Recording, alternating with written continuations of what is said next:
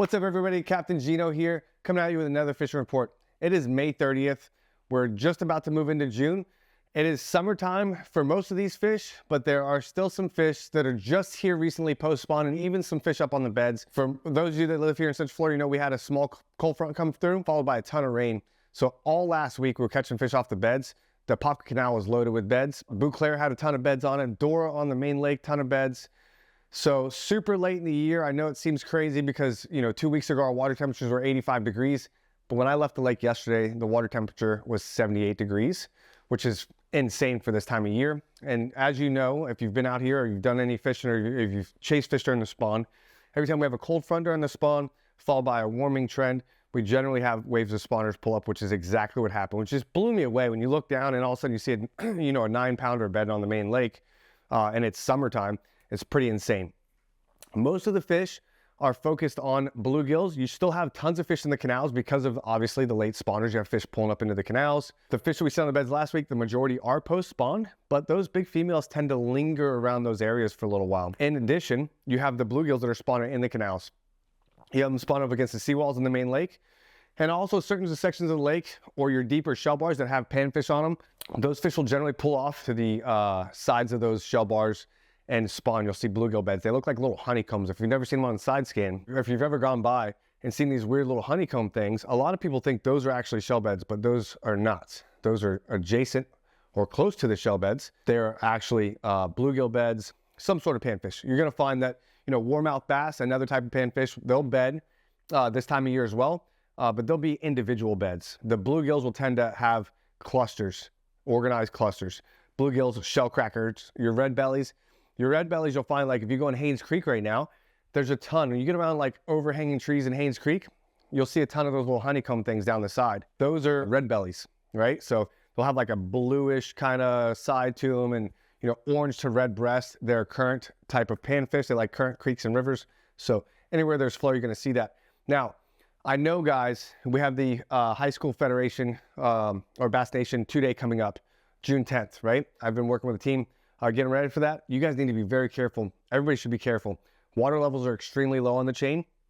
If you've been in Buzzard Beach, you have basically the right side. If you're looking at the water, you have the dock there. Then there's another on the left, and usually there's water left of that. It's all dirt and mud right now. There's no water there. The Dora Canal, you need to be very cautious in the Dora Canal. The Dora Canal, there's tons of stumps and cypress sticking up. You'll see it's very narrow. A lot of bigger boats are having trouble getting through there. It's very hard to get through side by side. Obviously no wake zone. You really shouldn't have any white water behind your boat. So take it easy going through there. That way you don't blow a lower unit. Now, as far as trying to get to Apopka, I personally would not recommend it. I tried to do that, doing a little research for a team. I tried to get back there, and it seems safe when you get up on a pad by Beauclair heading to Apopka. Now, when you start to get close to the Lake Gem ramp there on the canal, it gets very hairy and very shallow. It goes from 2 foot to 1 foot extremely fast. And from Gem all the way to the lock there in Apopka, it is nothing but stumps and rocks. It is a gnarly stump field. You'll see it on both sides of the road. Cool thing is, I actually never seen that there before. I didn't realize there was that many stumps in that particular section because it's a no wake zone. So I usually run that section. Not only was it filled with stumps and rocks, but it is just absolutely incredible looking water through there. Great place for squarebill and buzzbaits when that water comes up a little bit. As far as how the lakes are fishing, there's been a lot of pressure, but there's still a ton of great fishing out there. The fish numbers have been great. The fish size has been great all the way across the board. Obviously, Beauclair has been getting a ton of pressure, but there's still a ton of fish there to be caught. You really have to get creative in Beauclair if you want to catch some bigger fish. It's pretty easy to go in there and catch a ton of little ones, but if you want to get those bigger bites, you need to be a little bit creative. As far as Dora goes, Dora is fishing like Dora used to back in like 2016, 2015, 2014. Your visibility in Dora right now is around 1.5 feet. Let me see, I'll give you the exact. And guys, down in the description, there's going to be breakdowns of the water clarity by lake, as well as a link to where I found this information. So that way you can look it up yourself, and the water flows as well. So, but you got Dora is 1.5 feet of visibility. So that's how it was back in the day. It's not quite as dirty as it was back then, but it's much, much dirtier. And you'll find that it's going to be cleaner in some areas than others. So like if you're moving through the bottleneck there, heading south towards like the Beauclair canal right there, that particular side of the lake is cleaner. Whereas if you come out of the Dora canal and just head across the lake, you'll see, or to the right, that bay there, it's going to be much, much dirtier. So with that in mind, guys are going to Dora and they're trying to fish how Dora was fishing a year ago, 6 months ago, a year and a half ago, and it's not the same. The visibility is down. So think spinnerbait, right? Think chatterbait and get to flipping. The flip and bite is absolutely on the majority of the lakes. You just have to find the right sections of the lakes. And what I mean by that, you need to look at the sections of the lakes that you believe these fish would spawn in. Look for little protected coves, little protected bays. It could just be like a small little turn on the shoreline that has good bottom in it, and or maybe a lily pad field like spatter dock. The lily pads that kind of curl up, that have the thicker stem with the big roots. Those are areas that are most likely to have spawning fish in. That's where your flip and bite's gonna be great. And remember, when these fish spawn, they linger around, man. They'll get in the thickest, gnarliest stuff. So maybe you see a fry garter up against the cypress and there's like this clean space between the grass and the cypress, but you don't see any female around.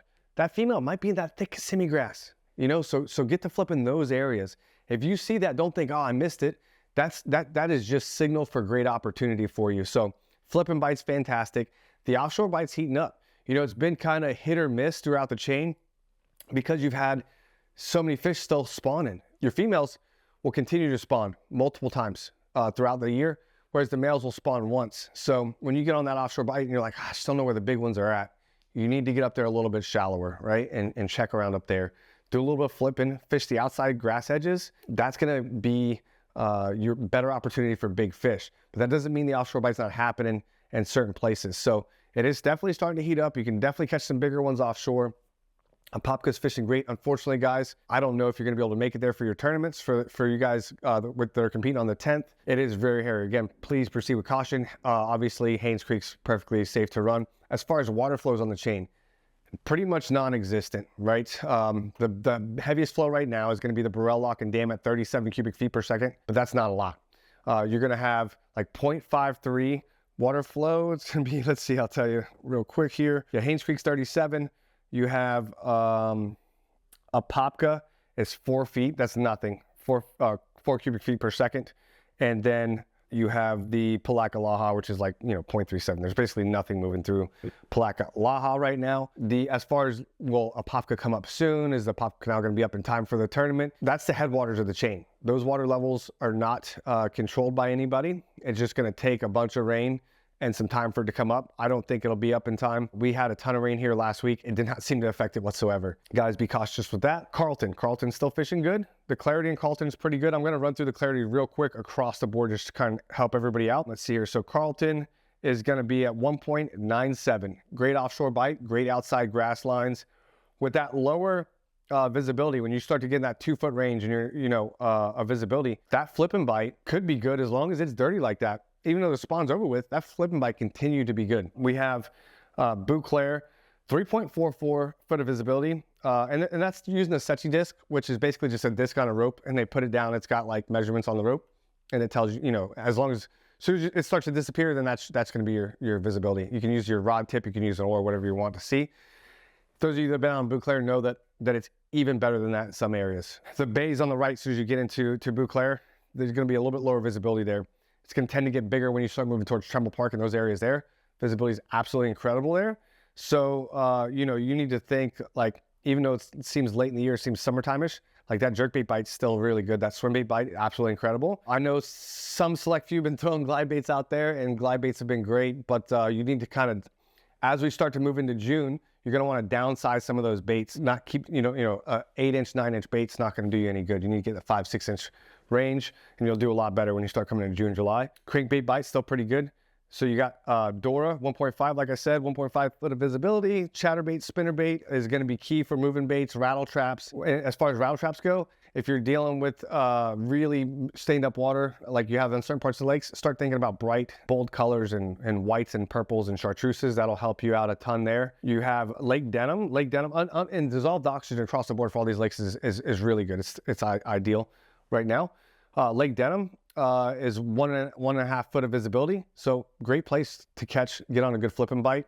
When I was in there last week. The sawgrass, all around the sawgrass, those flipping those areas was absolutely fantastic. I didn't do any good in the lily pads or anything like that, but the sawgrass right on the edge of the shorelines, basically, absolutely incredible in there. Water's low. Be careful getting back in there too. Visibility for big Harris, 2.62. So it's, you know, it's been teeter-totter 2.5, 3.5 over on Harris there for the last year and a half. That's pretty typical for Harris right now. Obviously, the Yalaha area in Harris is going to be a little bit cleaner. There's still some hydrilla there around 27. There's still some hydrilla there in Banana Cove. If you're, you know, don't go in there and get around, the restaurants there, Hideaway and stuff like that. All that stuff's gone. But if you head back behind the island and stuff like that, you will find some good hydrilla in there. There's still some good fish in there. 19 Bridge has got bluegill beds all over it. There's shell around the 19 Bridge. It's fishing real good over there. I have not been back in Little Harris here lately. Visibility in Little Harris is going to be right at 2 foot. 2 foot even Little Harris. But I can tell you, typically this time of year, you're going to want to get back by Double Run, south end of the lake there. Start to hunt around those lily pads. I know a lot of guys will be in there flipping lily pads, things like that, maybe throwing a frog in the morning. Don't be scared to grab a square bill or lipless crankbait and steer it through that stuff. 6A Bomber and Fire Tiger is absolutely fire for throwing around those lily pads. Obviously, you have a ton of shell crackers and bluegills right there. And pull that 6A out or even 4A. But I really like that 6A with a little bit heavier line. I know it's going to want to run down about 8 foot, 8 foot. But if you put it on 15-pound test, 17-pallet test, something like that, it's going to help keep it up. And that 6A Bomber is super buoyant. And it's got, go up to, I go to a size 4. I think it's size 4. So it comes with 6s. I go to a size 4. Treble hook on that short shank round bend, 1 time strong. And that bait's still really buoyant. And it can really, even if you get stuck in a lily pad stock with those smaller hooks, they'll rip right through. But if it's just kind of, wedged up against it, it'll float back up. It's a great bait to throw around vegetation. Old school painted butt to cast, you want to throw it on like a 6'6", 6'10", something small, something kind of lighter setup. But we'll catch you some absolute giants, and it's to do something a little bit different. Those of you guys been on the chain know the pressure's been up there, so you're going to want to be a little bit different. Apopka's fishing amazing. Visibility is 2.62. Obviously clearer in some areas, dirtier in some areas. The north end of the lake's pretty muddy right now. South end of the lake's a little bit cleaner. But the bite's good there, despite people thinking it's just a spawn time type of deal. Obviously, the flipping bite's still good because there's still fish up spawning. So Lake Eustis, 2.95, one of the better visibilities on the particular, on the chain right now, and there's still a lot of good hydrilla. You're going to find hydrilla that's right out from the dead river. And then hydrilla is going to move all the way towards the Dora Canal, right? So, well, actually, when you come right out from Dead River, it's eelgrass initially. And then as you move east across the lake towards the Dora Canal, you're going to find that hydrilla. And it goes out a pretty good ways, and there's quite a bit of it. And there's really good fishing in there. The numbers haven't been great in there. I have not got on a consistent bite in that hydrilla where I'm like, oh, I'm catching like 40, 50 fish. It's just not happening. Not for me anyways. But the bite is still good. There's big fish in there. There's really big fish in there. So definitely a good place to spend a little bit of time. Also, there's still some hydrilla there. Moving towards Haynes Creek on the western shoreline there, about 100 yards out in front of the docks there. Really good shell there. Really good humps and drains that allow these fish to kind of move in and out for their spawn. And it's in a really good protected area for the spawn, for the bass spawn, and also for the bluegills. Those seawalls are full of bluegills. Really good buzz bait bite there, really good frog bite there first thing in the morning or in the evenings for you guys that like to come out in the evening when the chain's a little bit slower. Really good in there, as well as like Haynes Creek area. The Kissimmee grass edges, still tons of, on the Lakeshore Drive side, still tons of shad.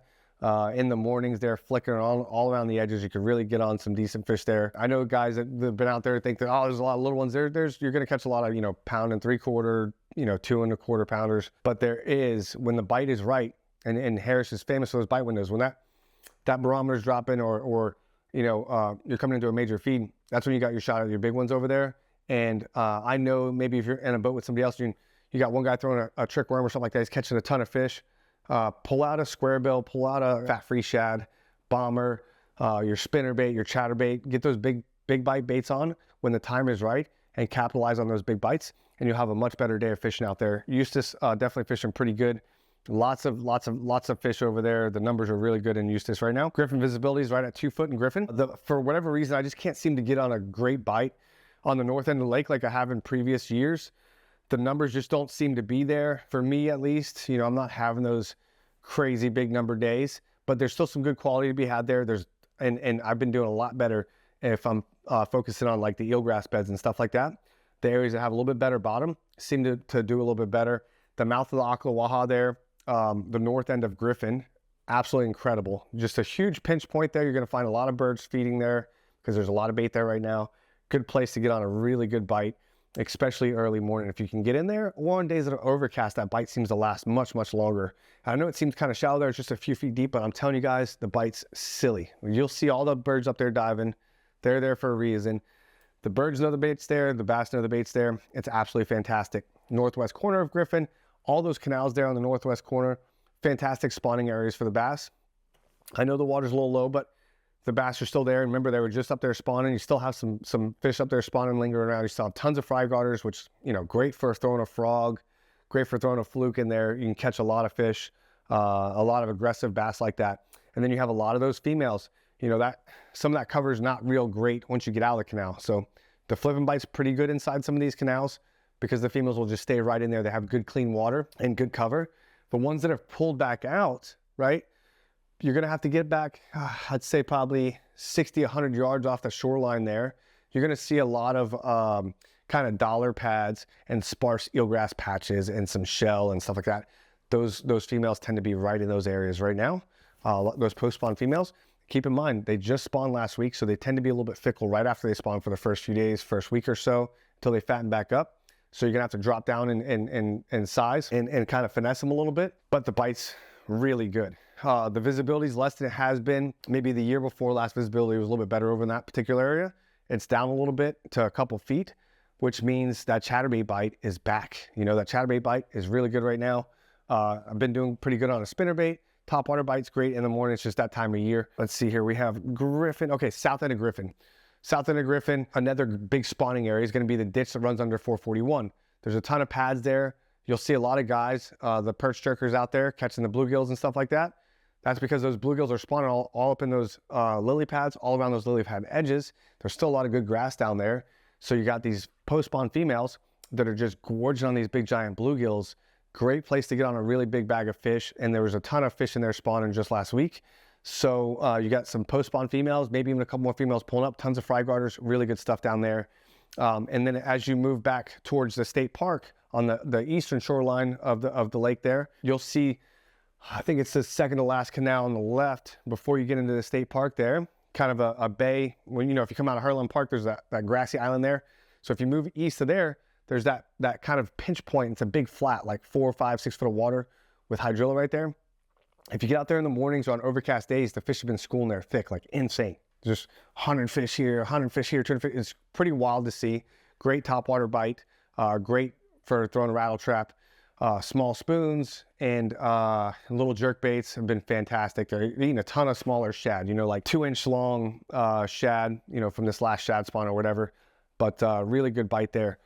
Griffin definitely, I feel the bite's much better over on Griffin than it was last year. So let's see here. I think we're just about to wrap up. We got Little Harris, we got Big Harris, we got Eustis, we got Eustis, Beauclair, Carlton, Apopka. That should just about wrap it up. Guys, if you want something more in depth, if you need a little bit more, check out some of the links in the description. Fishnology is down below. This is something I've worked on for a long time. It's got breakdowns like this, but including some waypoints, some of these areas that we're talking about, to make it a little bit easier for members to find, along with tons of great lessons and exclusive breakdowns. You should check it out. It's really awesome. The link's down in the description, as well as the link to Water Atlas, so that way you can look at the water flows and the water levels and clarity and see exactly where I get my data from. There's a ton of other useful links and resources that FWC puts out there as well. They've done an incredible job. I know a lot of guys kind of harp on them quite a bit, and they're like, oh, they're this or that, and they're spraying this and that. If you look at our lakes as a whole, they've been making a trend upward to the positive, right? There was a point in time when on the chain, when I remember Roland Martin said he'd never come back. He was here for like a 3-day event. He caught like 1 or 2 fish. It was absolutely horrific, right? Everybody wants to be on the chain because it's an incredible fishery. I love it. It's near and dear to my heart. I hope you guys get out there and have a good time. Stay safe, guys. Watch it. The water is low. Until next time, everybody, tight lines.